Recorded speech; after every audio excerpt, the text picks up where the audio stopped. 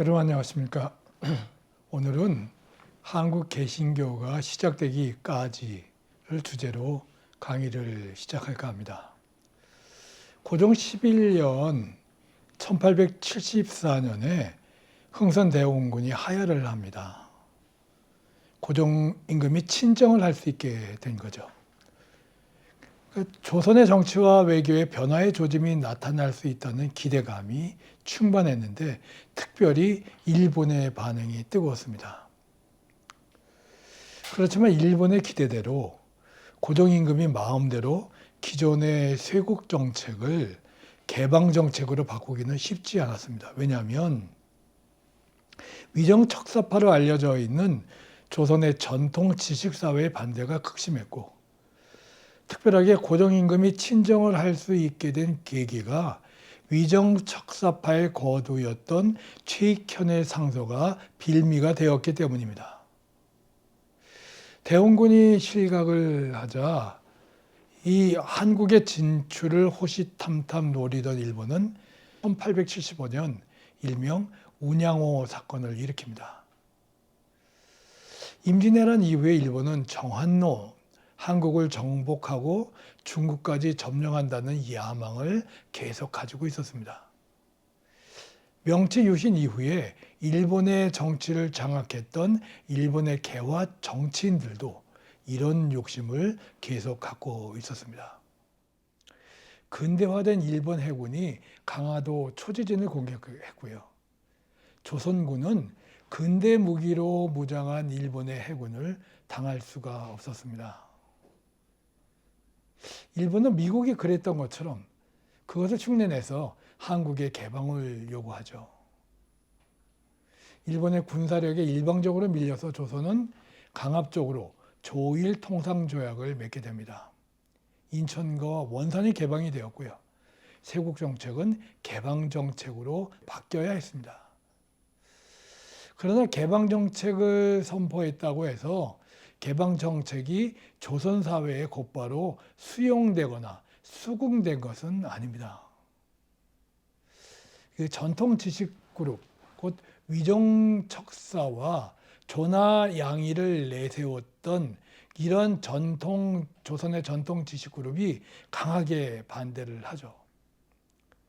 그런데 이것에 대해서 저항을 하면서 고종 임금을 지원하고 개화의 이론과 당위성을 제공한 그룹이 김옥균, 박영효, 이조연 등 이러한 사람들로 이루어진 젊은 개화파들입니다. 그런데 이 사람들을 훈련시키고 공부시킨 인물이 연암 박지원의 손자인 박교수라고 하는 인물입니다. 박교수는 1861년에 열하부사로 처음 청나라를 방문했고요. 이때 서구 제국에 의해서 세계의 질서가 바뀌고 있다라고 하는 것을 목격한 바 있습니다. 그런데 이렇게 자신의 생각이 옳다라고 하는 것을 확신했던 것은 1866년에 이 사람이 평양감사로 있을 때 대동강에 들어왔던 미국배 제너럴 셔머너 사건을 직접 지휘하면서부터입니다. 1866년에 지난 시간에 말씀드렸듯이 병인 양요가 일어나고요. 8천여 명의 천주교인들이 처형이 되는 사건이 있습니다. 이랬을 때 영국의 웨일즈 출신의 토마스라고 하는 사람이 미국배 제너럴 셔머너를 타고 대동강가로 옵니다.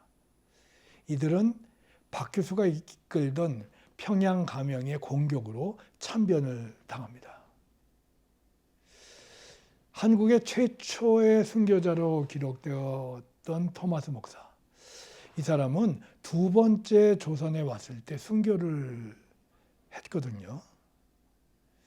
이 사람은 1865년 9월 4일에 제1차 조선 방문을 하고 1866년에 두 번째로 조선을 방문합니다. 제너럴 셔머너를 타고요.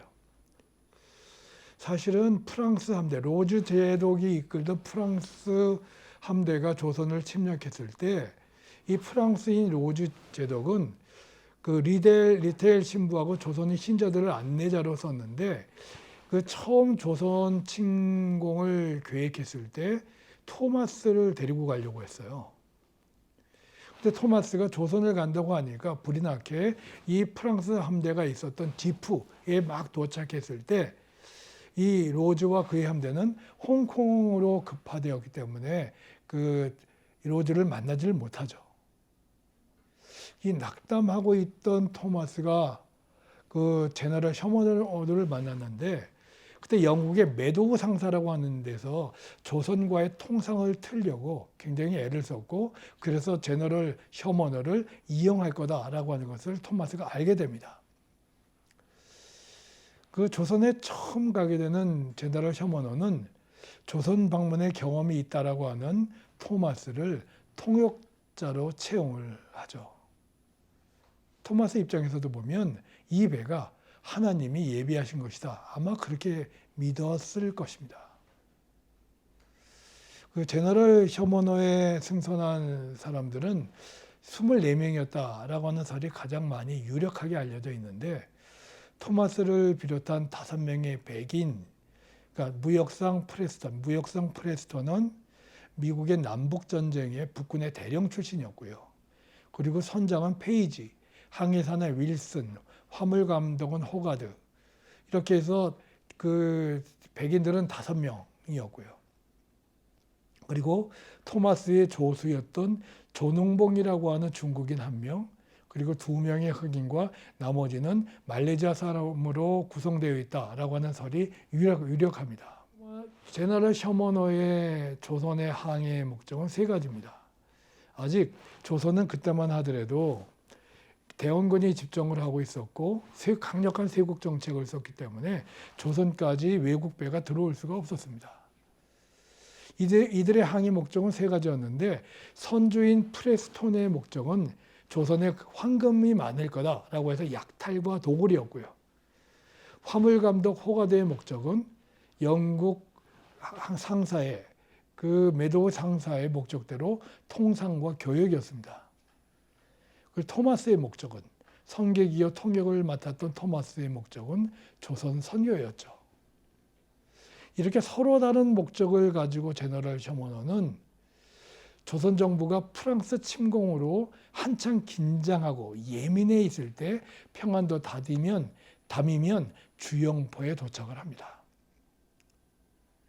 조선의 관리들이 제너럴 셔먼을 발견하고 돌아가라라고 계속 명령을 합니다. 그렇지만 제너럴 셔먼과 그 탑승자들은 이를 거부합니다.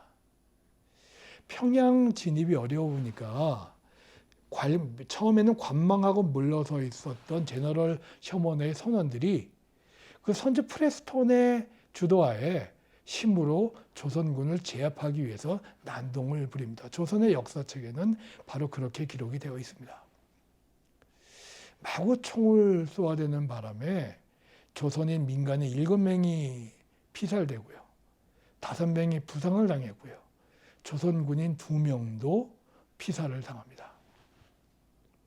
거의 20여일 동안 이렇게 난동을 부리는데 제너럴 셔먼호가 모래톱에 갇혔을 때 평양의 감영에 그 박 교수의 군대가 제너럴 셔먼호를 공격했고 땔감을 실은 화선을 불을 붙여서 이 제너럴 셔먼호에 다가가게 해서 제너럴 셔먼호를 불태웁니다.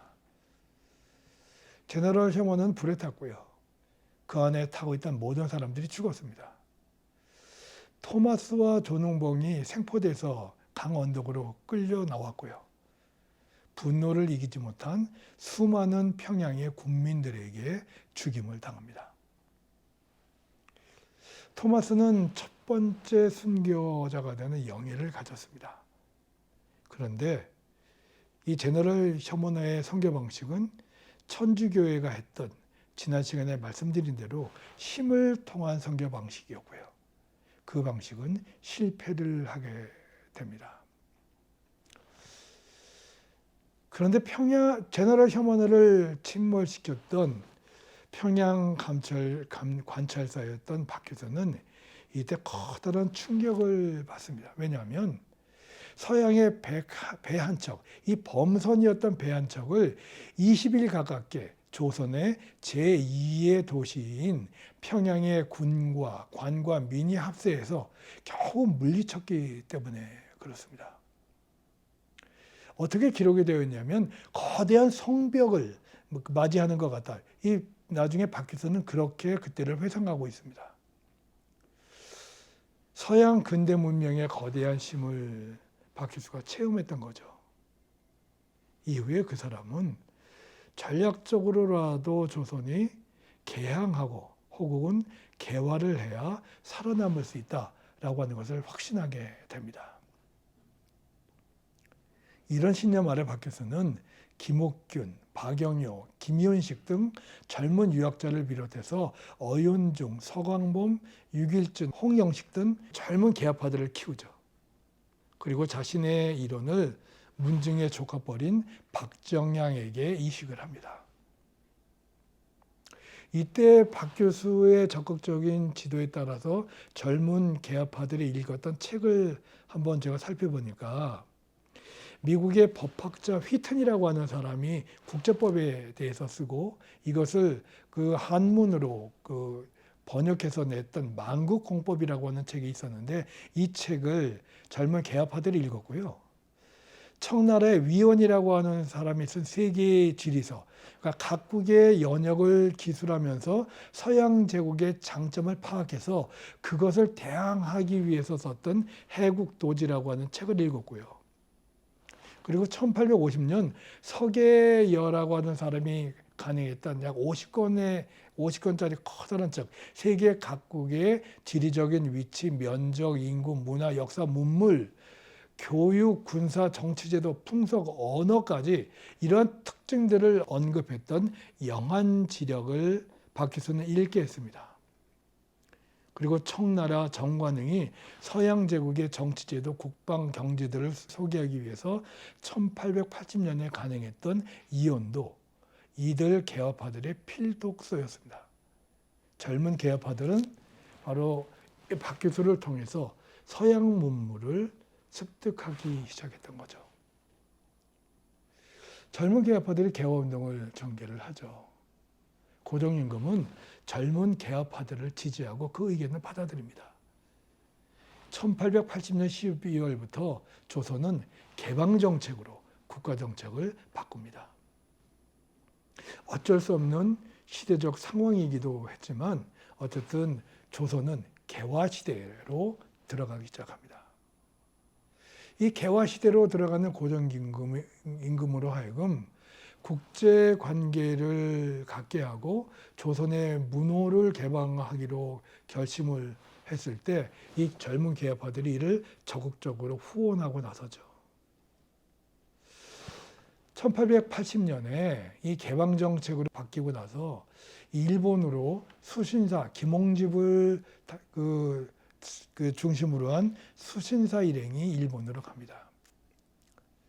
근데 청국에 공관해서 청나라 참창관인 황준원으로부터 사의 조선 책략이라고 하는 책을 헌의를 받습니다. 그 내용을 보면 러시아가 아시아의 요충인 조선을 침략할 것이다. 근데 이를 막기 위해서는 청나라와 친밀해야 하고 친중국, 일본과는 결맹해야 하고 결일본, 미국과는 연결점을 가져야 한다. 연미국을 주장하는 책입니다. 고종임금이 이 주장에 귀를 기울였고요. 그리고 중국, 일본, 미국의 근대 체제를 확인하는 작업을 시작을 합니다. 제일 먼저 중국의 양무 자강의 모델을 알아보기 위해서 어윤중을 파견을 했고요. 그리고 명치 유신의 근대 체제를 파견하기 위해서 1881년 4월에 64명으로 이루어진 조사 시찰단, 신사유람단이라고 우리가 알려져 있는데 조사 시찰단을 꾸려서 일본으로 파견을 합니다. 그리고 약 4개월 동안에 걸쳐서 조사를 하도록 그렇게 시킵니다. 이때 박정양, 어윤종을 비롯해서 이상제, 윤치호도 따라갑니다. 일본으로 보낼 때는 중국과 비교하지 못할 만큼 대규모로 그리고 기간도 길게 보냈는데 이 조사 시찰단은 도쿄, 오사카를 중심으로 해서 인근 지방까지 가서 그 근대화된 일본의 문교, 내무, 농상, 외무, 대장, 군부 등 각 성의 시설과 세관, 조폐 등의 중요한 부분을 조사했습니다. 그리고 제사라든가 그 잠업이라든가 일본의 근대 농업도 조사를 하죠. 이 사람들이 다녀와서 조선 정부에 낸 그 보고서를 보니까 이 삼권 분립 사상에 입각한 일본의 근대 정치 행정 제도, 그리고 서구 법 사상에 기초한 사법 제도, 근대적인 군사 제도, 이런 여러 군사와 외교에 관한 여러 것들을 소상하게 파악을 해서 보고를 합니다. 그때 일본의 군대, 특별히 해군이 독일의 것을 따랐다라고 하는 것도 알게 됩니다. 그런데 일본 정부의 기대와는 달리 이 조사 시찰단 대부분은 일본식 방식에 대해서 비판적으로 보고를 합니다. 왜냐하면 이 메이지 유신이라고 불리우는 일본의 개혁 개방을 보니까 서양의 문물과 제도를 받아들여서 동양에서는 유일하게 근대화에 성공을 했지만 아주 짧은 시간에 급격한 변화를 꾀하다 보니까 방대하게 차관을 도입했고, 그래서 재정의 압박이 심하다라고 하는 것을 발견을 했기 때문에 그렇습니다.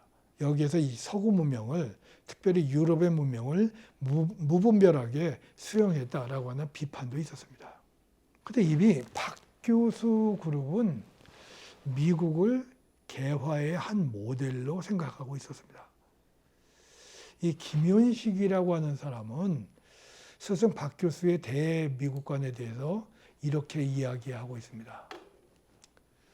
내가 듣건데 미국은 지구상의 여러 나라 중에서 가장 공평하다고 일컬어지고 난리에 배제난 분쟁의 해결을 잘하고 또 육지에서 가장 부유하고 영토를 확장하려는 욕심도 없다고 하니 저쪽에서는 비록 말이 없다고 하나 우리는 마땅히 먼저 수교 맺기를 힘써 굳은 맹약을 체결한다면 고립되는 우환은 면할 것이다. 그런데도 도리어 밀쳐서 물리친다면 어찌 나라를 도모하는 길이겠는가.